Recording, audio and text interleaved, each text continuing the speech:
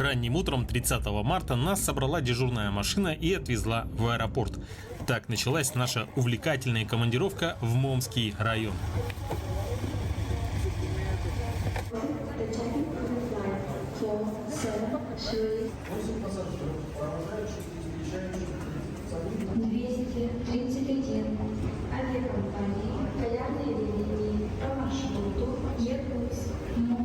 Рейсом авиакомпании «Полярной авиалинии» мы не только вовремя добрались до села Хану, но и смогли по дороге насладиться прекрасными видами величественных гор.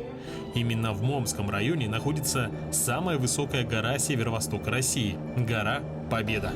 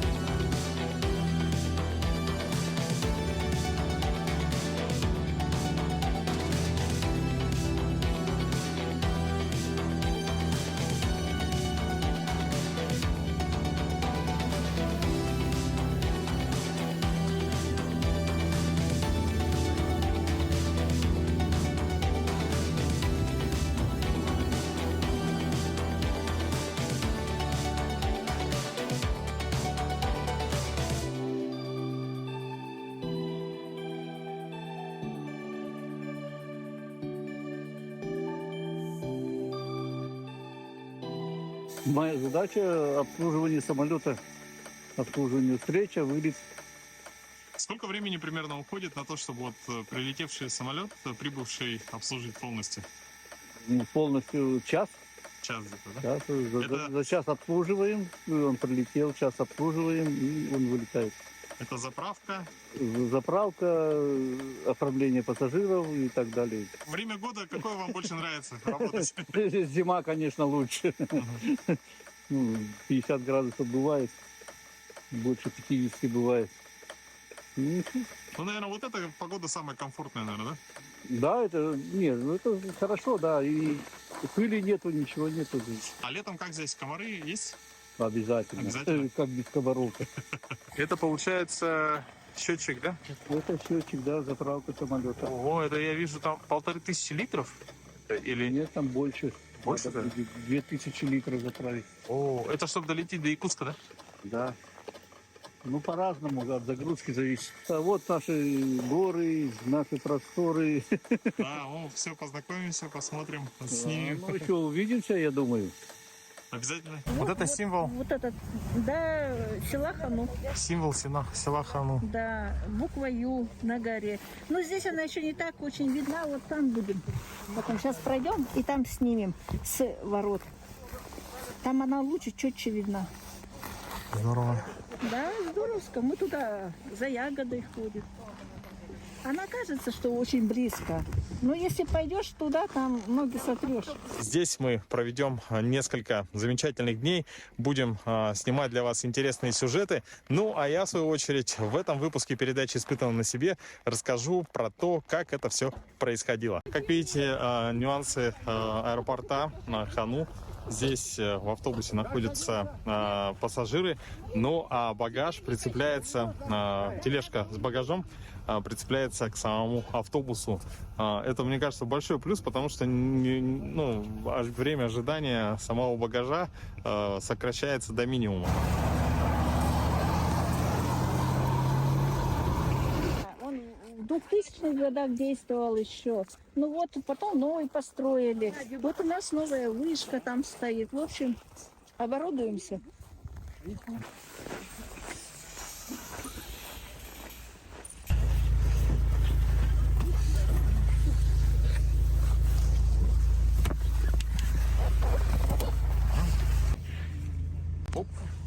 Особенности. Питьевой лед прямо вот во дворе. Как каждое утро будешь таскать? Но колоть и кофе пить. А там мне надоело каждый день дома таскать. А ты дома так же? О, ты привыкший человек. Мы разместились в селе Хану и буквально сразу приступили к работе.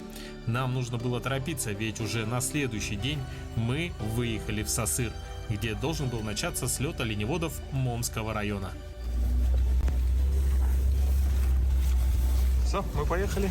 Все, поехали. Ну что, друзья, раннее утро в Хану. Мы выдвинулись в сторону Сасыра. Это 450 километров по Зимнику. Зимник проходит по горам, как нам сказали, да? То есть по горной местности. В общем, будут красивые пейзажи. Ну и, конечно, достаточно сложная дорога.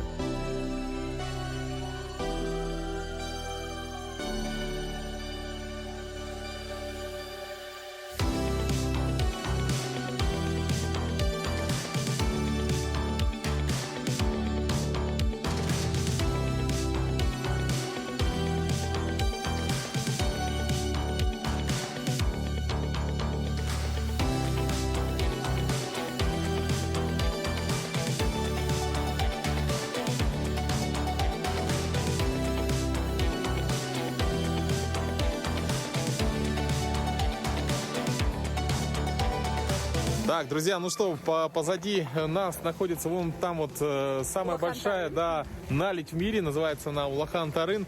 Мы сейчас снимаем подводку для Утра Якутии. Вот ребята нас снимают, Ирина.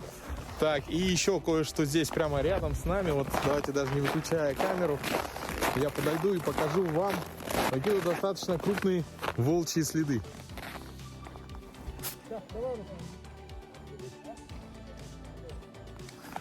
Вот так. Горы – это еще одна визитная карточка Момского района. Зубчатые горы цепей Черского, Улахан-Чистайского и Момского хребтов в виде сказочных замков стоят как бы на страже с южной стороны Момского района. К северу они плавно переходят в абыйскую низменность. В Моме находится гора Победа, а также потухший вулкан Балагантас. Каменная юрта. История Момского района уникальна, и заполярная Мома очень красива в любое время года. Вам обязательно нужно сюда приехать, чтобы увидеть воочию все эти достопримечательности. Друзья, здесь у нас нет суфлеров, и текст достаточно большой, поэтому, чтобы экономить время, чтобы не учить его наизусть, мы делаем так, то есть я стою, смотрю на камеру в очках, а на самом деле глаза мне повернуты вот в эту сторону. Я смотрю на листочек, который держит Ира. Я в этот момент любуюсь горами.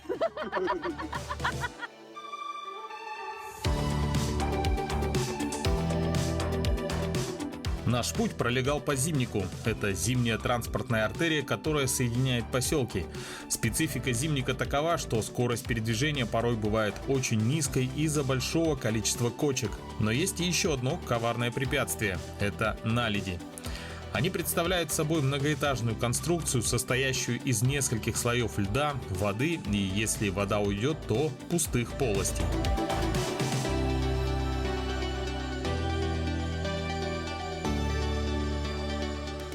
Сейчас мы подъехали к реке Тас-Юрях. Здесь вышла наледь той стороне стоит автомобиль, двумя колесами провалился. Сейчас решили поискать объезд и простукивает ломом. Прочность, проверяется прочность льда.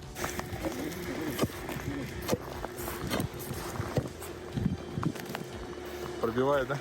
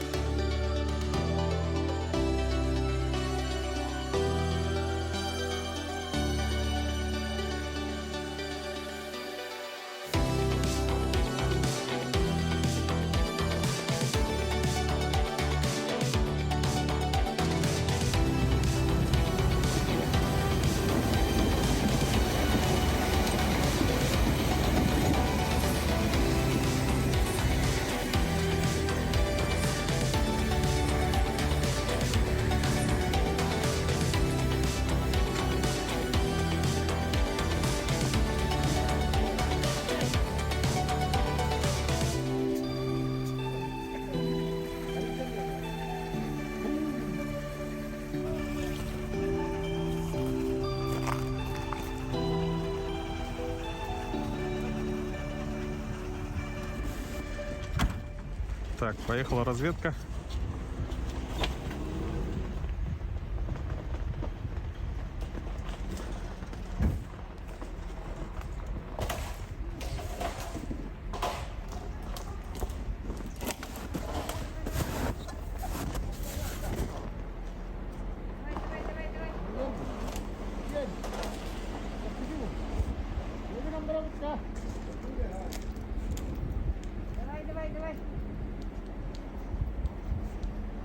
Так, сейчас с помощью лома изучили наледь. Вот. И по объезду первая машина прошла. Так, а вот сейчас большие грузы пошли.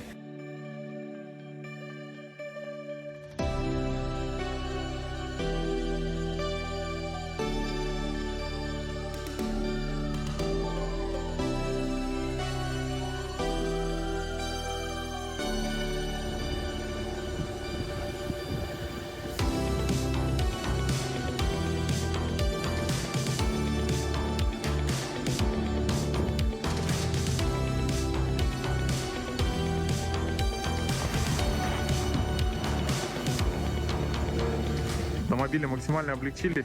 Сейчас пассажиры идут.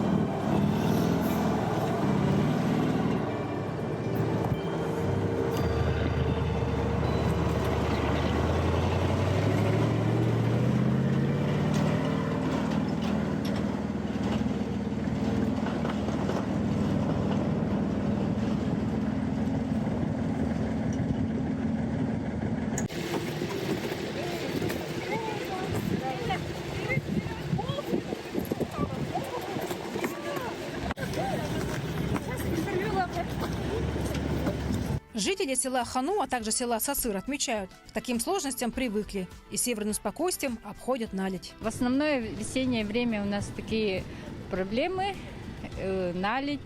Но живописная картина полностью оправдывает 16-часовой путь. Момские хребты радуют глаз, очищают душу и смывают тяжелую усталость. Большинство путешественников с радостью останавливаются, чтобы сделать селфи на фоне самой большой наледи в мире, около двух вулканов Каменная Юрта и Каменная Яранга, а также около самой высокой точки северо-востока России – горы Победа. Особый яркий свет, исходящих от Момских гор, делают фотографии незабываемыми и нереально красивыми.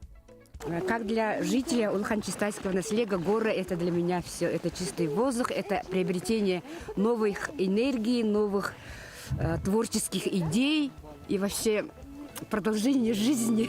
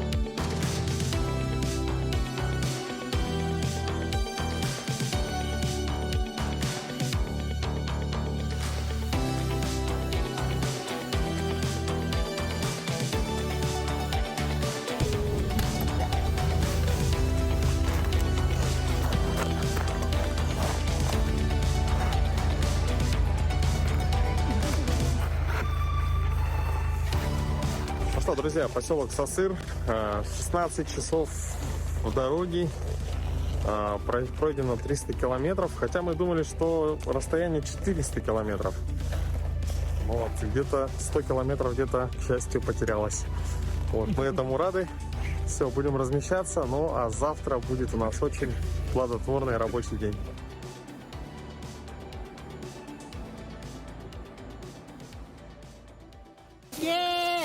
Wakana inang watne. Ayike, nyortan garpon. Garinuk, teganuk. Holna chebeldu. Egden, галан биден. Каждого гостя на Момской земле встречают с благословением. Ритуал кормления духа – огня – важная часть традиции, которая одаривает Момская земля каждого путника. Несмотря на дальние расстояния, в Улхан-Чистайский наследие приезжает много туристов, особенно иностранцы. Известен не только в республике, но и в России, в мире своим уникальным природным ландшафтом. У нас как бы является... У нас есть памятники природы, такие как Мраморная гора, большое незамерзающее озеро, которое даже при минус 60 градусов не замерзает. Большая Момская наледь, которая занимает второе место в мире по объему, по толщине, по залеганию это ледникового пласта. И вот и гора Победа, которая является высшей точкой северо-востока Российской Федерации. Те, кто впервые вступает на Момскую землю, уже не может без яркого солнца, свежего горного воздуха и вида момских хребтов. Но особенно скучают по северному гостеприимству, на первый взгляд суровой Арктики, где снаружи холод, а в сердце всегда тепло. В Сасыр мы приехали на большой праздник – слет оленеводов. С первых же минут в воздухе чувствовалось не только наступление весны, но и ожидание этого поистине масштабного события. Жители подготовили не только прекрасную встречу по всем традициям народов Севера, но и сделали массовые флешмобы, которые уже видели все наши телезрители. 8, раз, 2, 3, 4, 5, 6, 7, 8, раз, 2, 3, 4, 5, 6, 7, 8, раз, 2, 3, 4, 5, 6, 7, 8. Круто! Зачем мне солнце, Монако? Для чего, скажи мне, луна с НТВ, когда твой взгляд светит ярко? В этом смысла ноль, если тебя рядом нет. 2, 3.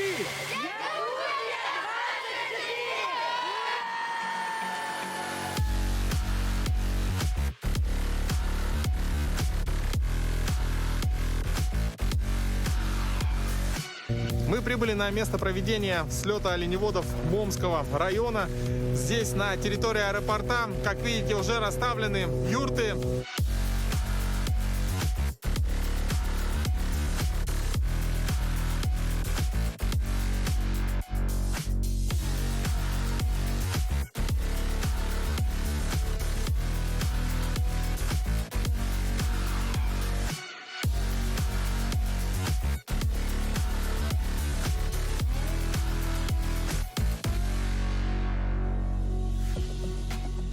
Программа слета оленеводов по-настоящему насыщенная. Это тот самый момент, когда можно на все 100% познакомиться с бытом, культурой и традициями.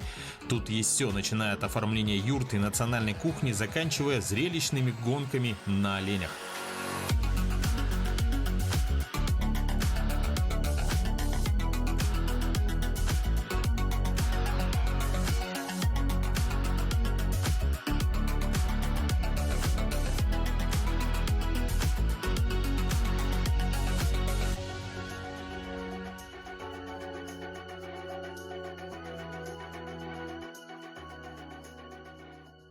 Первым делом, еще за день до начала слета, мне удалось принять участие в установке юрты. Надо сказать, что меня всегда удивляло, как в лютые морозы с температурой до минус 65 градусов оленеводы зимуют в юртах, сделанных из брезента. Очень важно при установке юрты все сделать правильно. Тут нет ничего лишнего, и главную роль играет абсолютно все.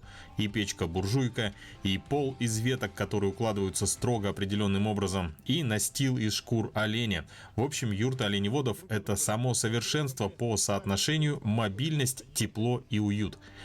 На слете мы разделились на несколько команд, потому что за короткое время нам нужно было успеть показать все и для зрителей передач «Утро Якутии» и «Испытано на себе».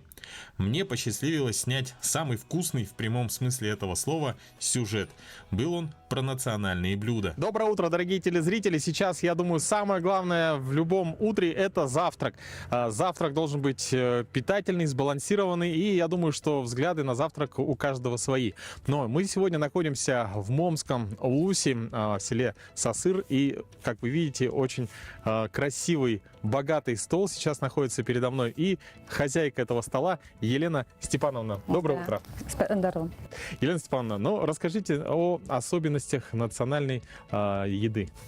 Ну, это в основном оленина, из оленины все, ну, то, что добываем сами. То, что рыбачим, вот, то, что вот и сакаты, и все, короче, это входит в нашу.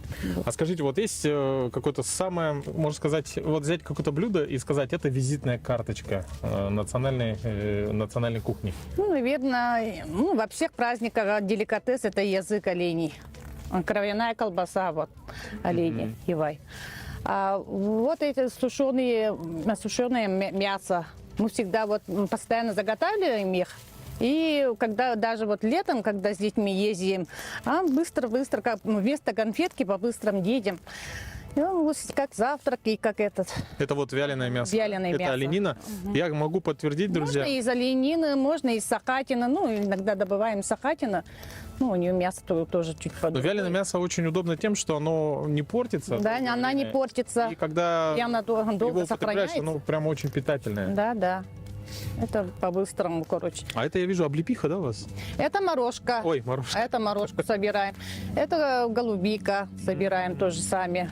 Это печень оленья с мазками. Вот.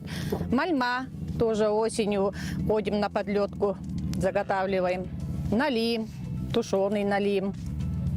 Вот, Шикарно. все это. Вот эти тоже, мальму тоже вот так заготавливаем, сушим. А скажите, вот мы находимся сейчас в юрте, да, в оленеводческой. Вот, допустим, рано утром просыпается бригада, просыпается семья. С чего начинается утро? Вот что в первую очередь разогревается или готовится? Ну, так-то, ну, это по мере, что есть под рукой. Ну, иногда бывает, конечно, у оленевода даже не бывает, что мяса не бывает. Ну, как обычно, вот по-быстрому можно пожарить эти почки оленьи. Никак, они все равно, оленеводы все равно с утра мясоеды. Все, начинается у нас все с мяса, считай. Ну, у нас тут нету лепешки, вот. А так, все так же. То есть в основном нет такого чего-то основного. Ну, Нет. например, мы городские, да, допустим, просыпаешься, так Нет. думаешь, яичница. У нас Яичницу сделал, такого и нету. То, что оно по-другому. Может, рыба, может, мясо. Здорово. Ну, Елена Степановна, такой богатый стол, такое разнообразие еды. Мы вас благодарим. Я думаю, что нашим телезрителям понравилось. И ваш завтрак сейчас очень питательный, сбалансируем. Желаем вам приятного аппетита. А Елене Степановне хотелось бы подарить небольшой, вручить подарок от нашей передачи. Пожалуйста, это вам. Спасибо. От телеканалов Якутия-24, НВК Саха. Спасибо вам большое. Какой же слет оленеводов без гонок на оленях? Это тот самый момент, когда выявляются не только самые быстрые и выносливые, но и, как показали гонки, тут еще играет немаловажную роль стрессоустойчивость самих оленей. Дело в том, что иногда лидеры гонок перед самой финишной чертой резко останавливались или уходили в сторону. То ли дело было в громких криках болельщиков у финиша, то ли в яркой финишной черте.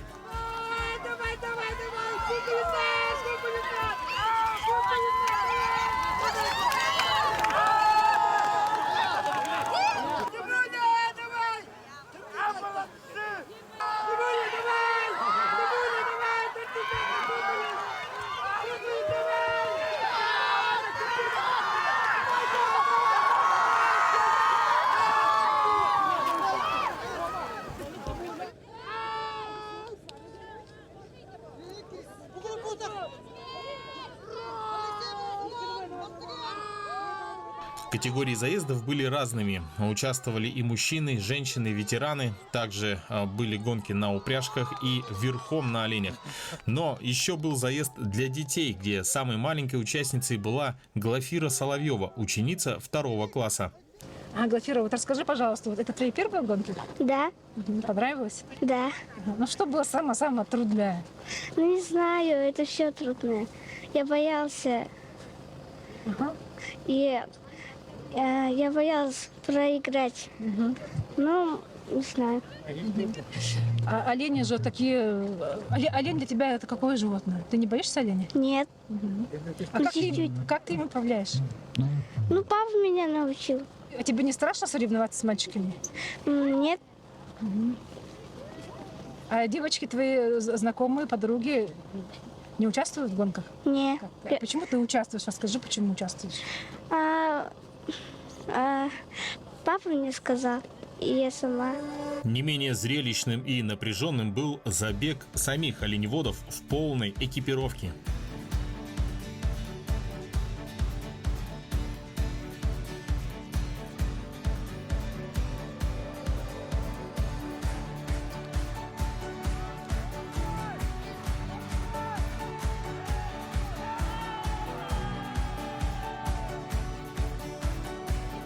Следующая дисциплина – это метание маута.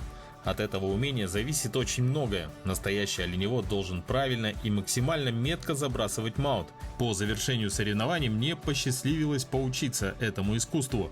В процессе обучения я узнал интересный факт. Маут изготавливается из оленьей кожи, и только такой маут, изготовленный по всем древним традициям, может стабильно работать и в 60-градусные морозы.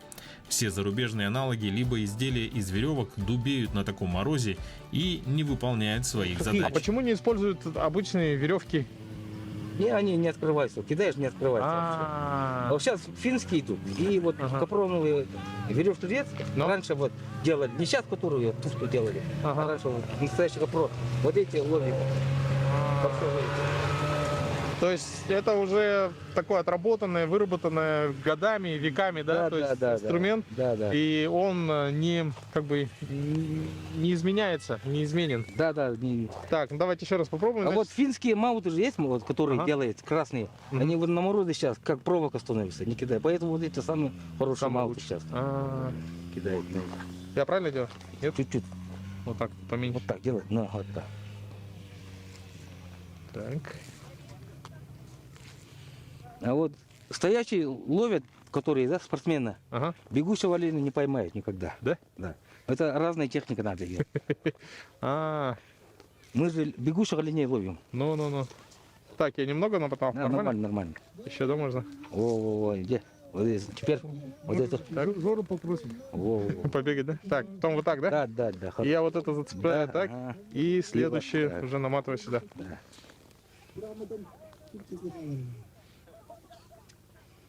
Так, хватит, наверное, да? Да, хорош. Это наматываю на руку. Пойдет. О, и кидай туда. Так, а я хотел на что-нибудь. А что тут есть? Там еще соревнования идут, да? Давайте просто отработаем бросок. Я точно. Да, Если я сейчас попаду, то это будет только удача просто.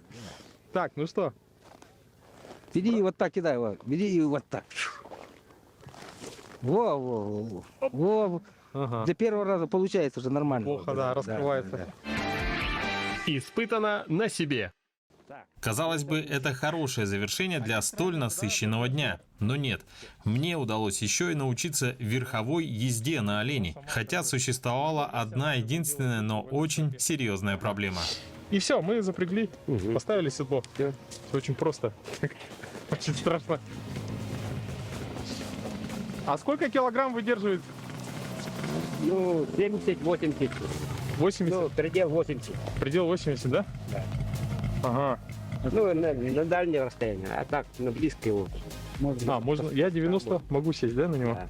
Ненадолго можно сесть. И на дальнее расстояние мне пришлось идти рядом с оленем. Палка для чего нужна? Чтобы садиться на него и управлять. Чтобы садиться и управлять? Да. Так, я предлагаю сделать таким образом. Вы можете показать? Я покажу, что да. Хотя бы нужен... Ого. Вот так и... Сюда ударяешь, налево, направо, так. Он, если видит палку с правой стороны, он поворачивает налево. В рог чуть-чуть ударяешь. А, в рог надо задевать. А чтобы направо, то тянем. Да. Хорошо, я попробую. Так, он смирный, да? Смирный, а. Так, я думаю, это самый смирный в стадии олень. Сюда вот. Так, наступить на ногу? Да. О, как страшно. Это крепко держится, да? Нормально.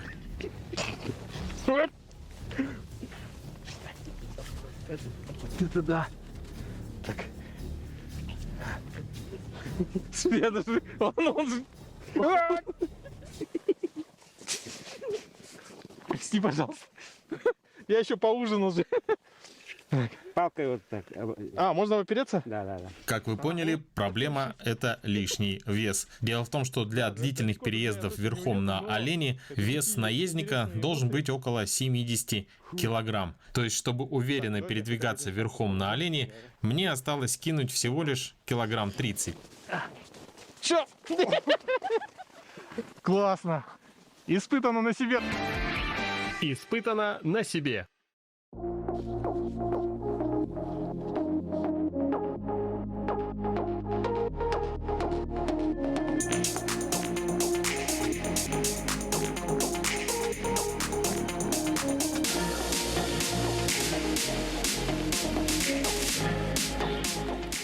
Друзья, я бы никогда не подумал, что зимой можно услышать вот этот вот звук журчания горной реки. Мы сейчас находимся на реке Индигирка, около села Хану. И я думаю, что чуть-чуть в горле пересохло. Просто в горле немного от волнения пересохло. Друзья, я думаю, самое время испытать на себе рыбалку в Момском районе. Побывать на севере и не порыбачить значит не побывать на севере. По возвращению в Хану мы первым делом поехали на подледную рыбалку. Для ловли рыбы тут нужна пешня, удочка, приманка и оленья шкура. Так, друзья, ну что, следующий этап достаточно тоже необычный. То есть здесь шкуры оленей, да? Олени. Для чего они? Чтобы лежать. То есть, рыбачим лежа? Лежа рыбачим, да. Так, ну что, Зинаида, сейчас, я думаю, нужно показать, как это делается. То есть вы лежа, и вот сейчас, как вы в лунку смотрели, что посмотреть глубину, смотрите туда, да? Да. Как рыба плывет, какую рыбу надо ловить, большую, маленькую. Вообще прозрачная вода. Так, а как ты смотришь? Я там в отражении себя еще вижу. Надо солнце закрыть, да? Да. Вот так.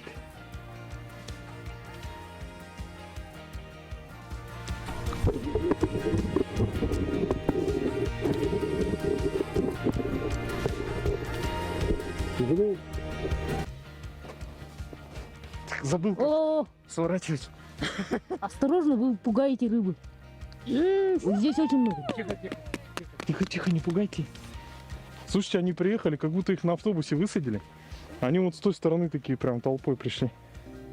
Это был весь улов того дня. В прозрачной воде Индигирки я видел косяки рыб, но они были очень медлительными. Видимо, мы пропустили время клёва. Но, как говорится, в любой рыбалке важен сам процесс, и этот процесс очень понравился. Наши утренние телезрители, думаю, не пропустили серию сюжетов, посвященных Момскому району. В течение 2 дней через экраны телевизоров происходило знакомство с этим прекрасным северным краем. Все это стало возможным благодаря слаженной работе редакторов и администрации Момского района.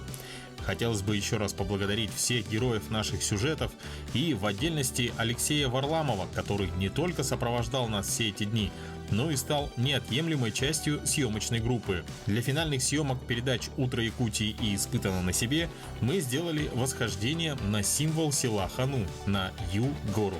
Это оказалось очень символичным событием. Дело в том, что раньше на этой горе находился ретрансляционный телевизионный центр. Леонид Никулин, руководитель туристического клуба «Аян», в то время работал в филиале НВК «Саха». Так вот, раз в неделю они готовили телепередачу, и чтобы ее показать по телевизору, нужно было видеокассету с выпуском принести на Ю-гору, в ретрансляционный центр. Мы же символически поднялись с флагами на бывшую телевышку и сняли финальные кадры нашей поездки. Ну что, друзья, это был проект «Испытано на себе» прямо из Момского района. Вы все видели, всю нашу поездку, командировку в этот прекрасный северный край. До новых встреч, друзья, в эфире программы «Испытано на себе» на канале Якутия-24. Пока!